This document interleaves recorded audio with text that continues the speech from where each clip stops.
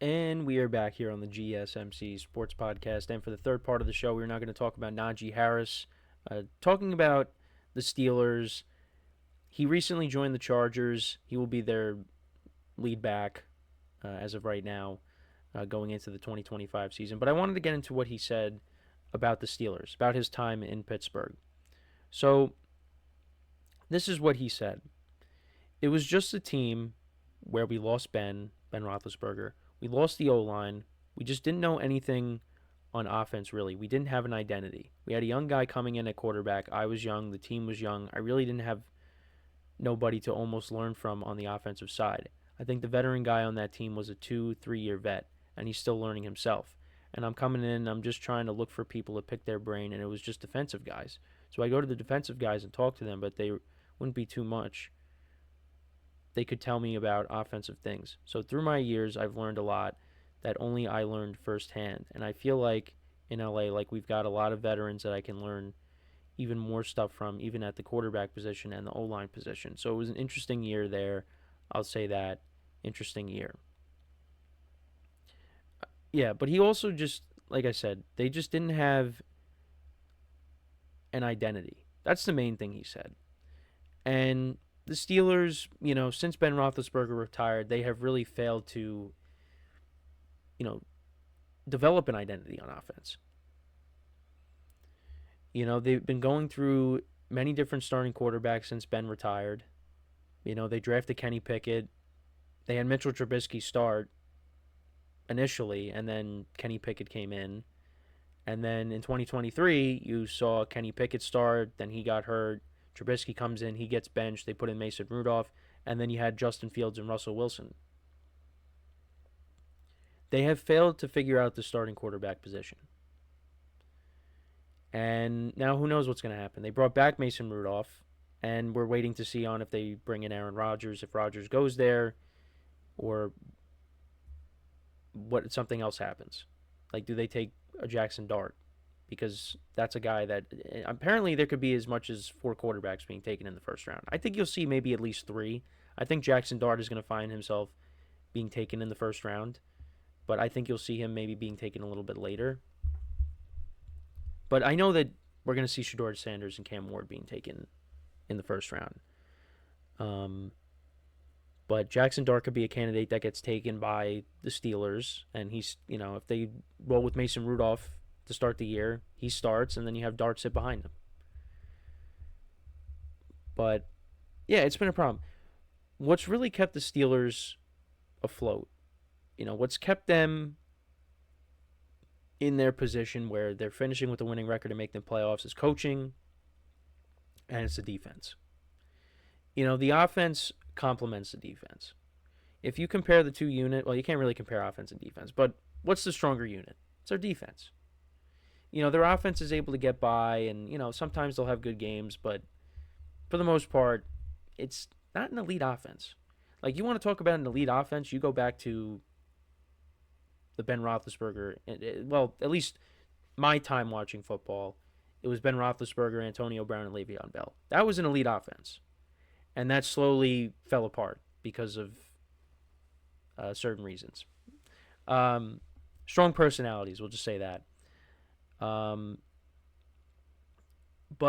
it's just they have not been able to find a replacement for Ben, and it's just because, like, hey, we praise Mike Tomlin and the Steelers for always finishing with the winning record, but you know what that does?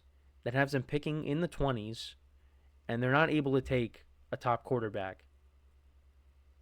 And now that's why they're trying to, tape things together. That's why they go out, last offseason and they bring in Fields, they bring in Russell Wilson, and, they still end up in the same place. You thought things were going to be a little bit different because they got off to a good start. Then they made the switch to Russ, and Russ was playing well. The team was playing well. They were, they looked like they were going to host a playoff game. They looked like they were going to win their division. And then they lost 5 straight games, including the playoff game against the Ravens. And look, Najee Harris, I think, was, he was decent for the Steelers, but I don't think he really, he didn't elevate that offense. He seemed like he's always been kind of slow. There was a lack of explosive plays with Najee Harris. He was a bruiser. Now, we'll see what happens now when he goes to the Chargers. Maybe they unlock something with him and he looks like how he did with Alabama. But yeah, he never really had those explosive plays with the Steelers. But I think with the Chargers, maybe change the scenery. Maybe he does better. I wouldn't be surprised. But I don't disagree with what he was saying there. I do think you could also say that it's just a player that, is maybe a little bit bitter about, not being brought back. But I think there definitely is validity to what he's saying. And, it's just been a problem for the Steelers for a long time. Now, you got George Pickens that has a lot of talent. They just traded for DK Metcalf, although it's possible George Pickens could end up getting traded. That's still on the table. But we'll see. But we've talked about the Steelers plenty of times. They lack elite level talent on that side of the ball. And you know what? They do have a lot of young players on this team. Who is a leader on the offensive side of the ball? Now, you could say like Russ tried to take over the leadership role, but before Russ got there, yeah, I mean, you got Kenny Pickett started, towards the end of 22 and in 2023. George Pickens is young. Pat Freiermuth's a young player. Najee Harris, Jalen Warren, you got this young offensive line. There's no more Pouncey. There's no more DeCastro. There's no more Villanueva. There's no more Heath Miller. There's no more Ben Roethlisberger. All these veteran guys that we saw prior to this new era, they're all gone. So, yeah, I mean, it's up to the young guys that's trying to figure it out on their own. But, it's also, I mean, you also could say it's not just the players, but also, like, the coaching on the offensive side of the ball. I mean, Matt Canada, Steeler fans were jumping for joy when they let him go. Because the Steelers are not accustomed to being a team that, lets go of a coach or a coordinator mid-season. And they did that. And now you bring in Arthur Smith, and not everybody's too thrilled with him. And, Russ wasn't too thrilled with him because apparently their relationship was sour towards the end of the year. And now that also is kind of one of the reasons why Russ might not be coming back to Pittsburgh, along with, them trying to get Aaron Rodgers. But, yeah, that's just how it's been as of late. So I do think, like I said, there's validity. But you could also say it's just, again, a player that is just, a little bit sour on leaving and going to another team.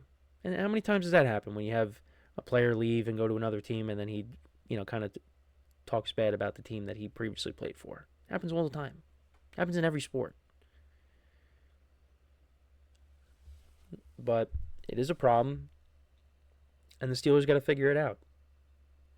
There's a lot of Steelers fans that would rather the team just tank for a year, get the right quarterback, and then, come back to the following season.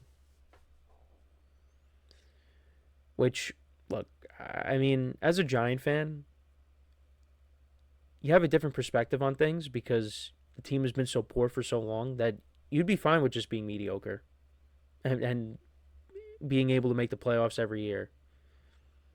Because that's what the Steelers do, for the most part. Make the playoffs every year, finish with around a winning record. They play competitive football. If you're a New York football fan, you have not seen that. Unless you want to count the Bills. I mean, the Bills technically are really the only team that plays in New York. Except they're, way upstate. Upstate New York. The other two teams, they share a stadium. They play in New Jersey. So, yeah, I mean, that's, in that respect, I'd want to be that kind of team. But I get it, though. Because you know what? Steeler fans, they have similar expectations to, the team behind me that you see on the wall. It's all about championships. And the Steelers have not won a playoff game since 2016. It's a long time. And I have said it many times doing these shows. I was in high school the last time they won a playoff game. And it's got to change. And who knows when it's going to change. I don't think it's changing next year if you have Mason Rudolph playing quarterback for you. If he's starting at quarterback day one. It's not happening. But like I said, Steeler fans would be okay with that. If they end up being bad and you draft the right quarterback, depending on it also depends on what they do in this upcoming draft, because they could also take a quarterback in the late first round with their first pick. But we'll see. But let me know what you guys think, though, about what Najee Harris had to say. Do you agree with his statement? I think you do. I agree that the offense lacks identity. So, we'll see what happens. With the draft coming up, what the Steelers decide to do. What are they going to do? Are they going to bring in Aaron Rodgers? Is Rodgers going to make his decision yet? It seems like we're still playing the waiting game on that.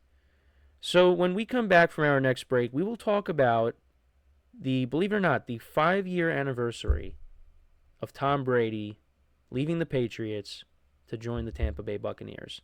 We will get into that when we return from our next break. So with that being said, stick around, and we'll be right back here on the GSMC Sports Podcast.